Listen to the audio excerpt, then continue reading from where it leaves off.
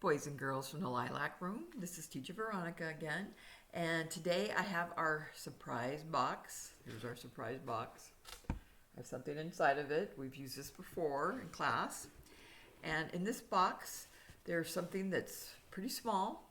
Right now, it's just so teeny tiny. And they crawl, they like to crawl around, and they usually are eating, because they're so hungry when they come out of their little eggs. I'm giving you some more clues. And once they've eaten and they're very big, they come out and they look like a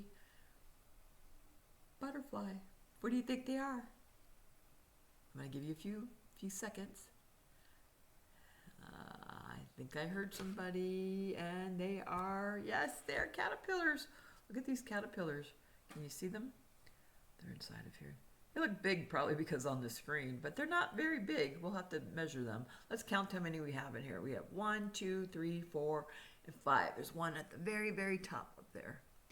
And I have my ruler. And this is a 12-inch ruler, and I'm going to measure one. Let's see, here's one that's right there. And guess what? They're about an inch long. So my pinky, half of my pinky, is about an inch long. Look at your fingers. See if you can see an inch on your little fingers. That's how small these little caterpillars are right now. They're going to get a little bit bigger, not much, maybe. I don't think they're going to be quite 2 inches, but they'll get bigger. Some caterpillars get really big. Here's a picture of one that a little girl's got on her finger. Isn't that a big caterpillar? I think that's almost 2 inches long. That's a really big caterpillar right there. So what we're going to do with these caterpillars, once they've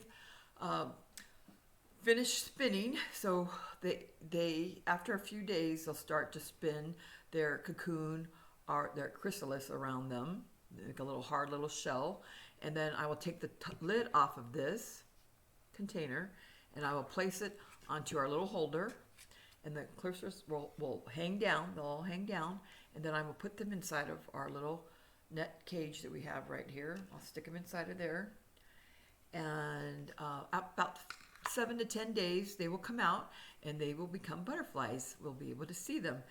Once they've come out, I could feed them a slice of an orange, or I could put some nectar onto this little pad right here, which is just sugar and water. They gave me a little package so we can make our own little bit of nectar for them.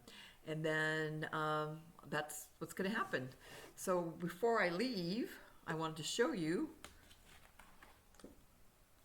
a little bit of the life cycle. So we have the butterfly. The butterfly goes to flower, collecting nectar, and then once it is its life cycle is finished, it will go and it'll lay some eggs. This is just one big egg. They are not usually this big. They are really teeny tiny, like very teeny tiny little eggs. And they stay in their little eggs for a little while, and when they're ready to come out, they turn into a caterpillar. So this is just a plastic piece of caterpillar that I taped on to this paper, but they will come out, and you could saw how big they are here. They were even smaller. I waited a couple of days because I wanted you to be able to see them because they were pretty teeny. And then once they have eaten as much as they can, because they love to eat, they are little eating machines at that size. And then once they've eaten, they will start to spin, and they will make themselves into this hard little shell, which is called a chrysalis or cocoon. It depends on if, I think you're a moth, then you will go into a cocoon.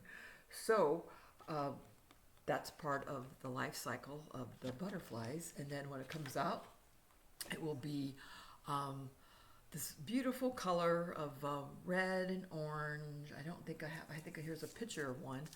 You could kind of see it, some seeds they gave to me.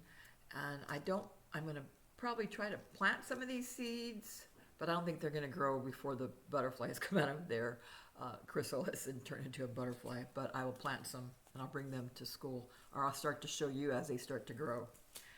And ours are called a painted lady, so you see with the colors, so they should come out in these colors. And I'm going to send some information to your parents, so you could go online, or your mom and dad could look online, and you could actually see some real caterpillars in their natural environment, not in this little container like this, because this is not a natural environment for them. And there are over 18,000 types of butterflies. That's a lot of butterflies. And in North America, the most popular butterfly are the monarchs. And if your parents find some plants that, if you do have a garden, I know some of you live in apartments, but if you are wanting to, you could plant some seeds and maybe you might attract some butterflies. They're really good for the environment. Okay, well, I'm going to go, and I'll keep you posted on these caterpillars. Bye-bye.